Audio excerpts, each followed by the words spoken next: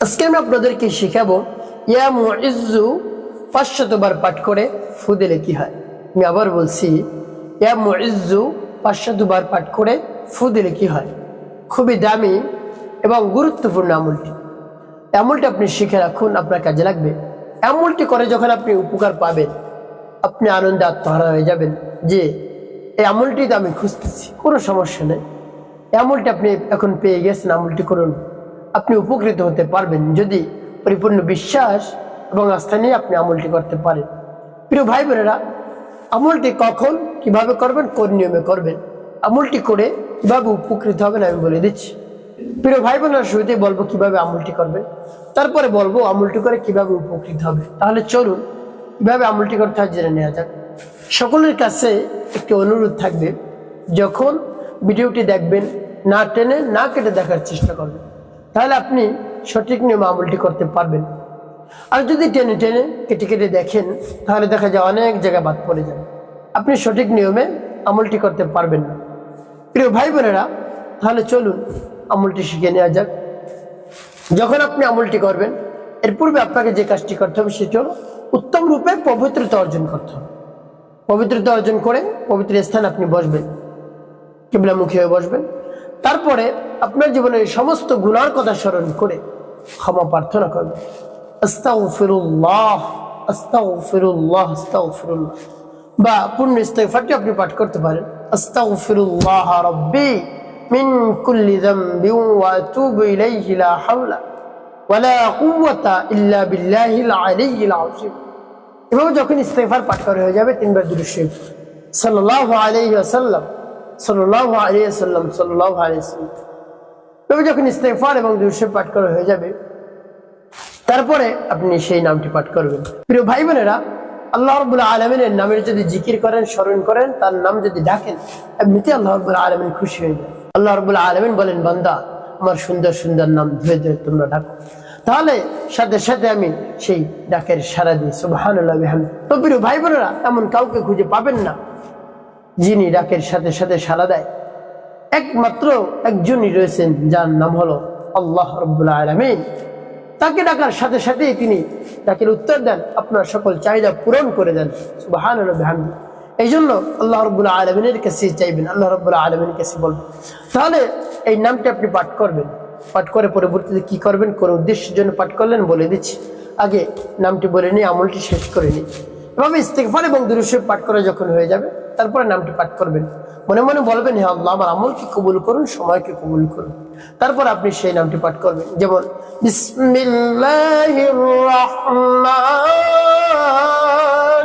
রাহিম।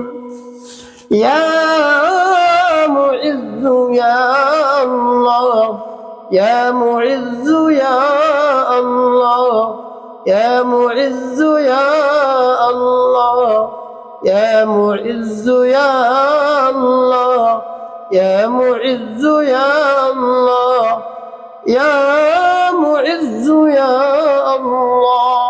ভাবে পাঠ করবেন। যখন পাঠ করে যাবে, তারপর আপনি আবার পাঠ করবেন, বিসমিল্লাহির রাহমানির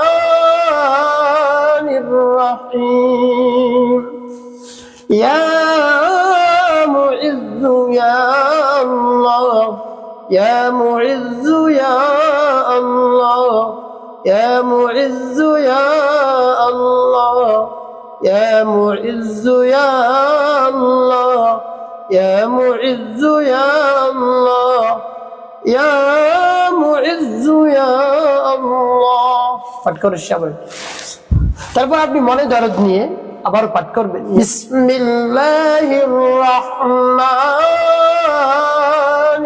রাহিম। ইয়া মুইজ্জু ইয়া আল্লাহ, ইয়া মুইজ্জু ইয়া আল্লাহ, ইয়া মুইজ্জু ইয়া আল্লাহ, ইয়া মুইজ্জু ইয়া আল্লাহ, ইয়া মুইজ্জু ইয়া আল্লাহ, ইয়া মুইজ্জু ইয়া আল্লাহ। পাঠ করে সাবার ফুল। প্রিয় ভাই বোনেরা, কতবার পাঠ করবেন? এভাবে গুনে গুনে 500 বার আপনি পাঠ করবেন, একবারও যেন কম না হয়। সর্বশেষ নবীজি সাল্লাল্লাহু আলাইহি ওয়াসাল্লামের মহব্বত নিয়ে, ভালোবাসা নিয়ে পাঁচবার গুনে গুনে দুরূদ ইব্রাহিম পাঠ করবেন। আল্লাহুম্মা সাল্লি আলা মুহাম্মাদ ওয়া আলা আলি মুহাম্মাদ কামা সাল্লাইতা আলা ইব্রাহিম ওয়া আলা আলি ইব্রাহিম ইন্নাকা হামিদুম মাজিদ। আল্লাহুম্মা বারিক আলা মুহাম্মাদ ওয়া আলা আলি মুহাম্মাদ কামা বারাকতা على إبراهيم وعلى آل إبراهيم إنك حميد مجيد. اللهم صل على محمد وعلى آل محمد كما صليت على إبراهيم وعلى آل إبراهيم إنك حميد مجيد. اللهم بارك على محمد وعلى آل محمد كما باركت على إبراهيم وعلى آل إبراهيم إنك حميد مجيد. اللهم صل على محمد وعلى آل محمد كما صليت على إبراهيم وعلى آل إبراهيم إنك حميد مجيد. اللهم بارك على محمد وعلى آل محمد كما باركت على إبراهيم وعلى آل إبراهيم إنك حميد مجيد. اللهم صل على محمد وعلى آل محمد كما صليت على إبراهيم وعلى آل إبراهيم إنك حميد مجيد. اللهم بارك على محمد وعلى آل محمد كما باركت على إبراهيم وعلى آل إبراهيم إنك حميد مجيد. اللهم صل على محمد وعلى آل محمد كما صليت على إبراهيم وعلى آل إبراهيم إنك حميد مجيد. اللهم بارك على محمد وعلى آل محمد كما باركت على إبراهيم وعلى آل إبراهيم إنك حميد مجيد.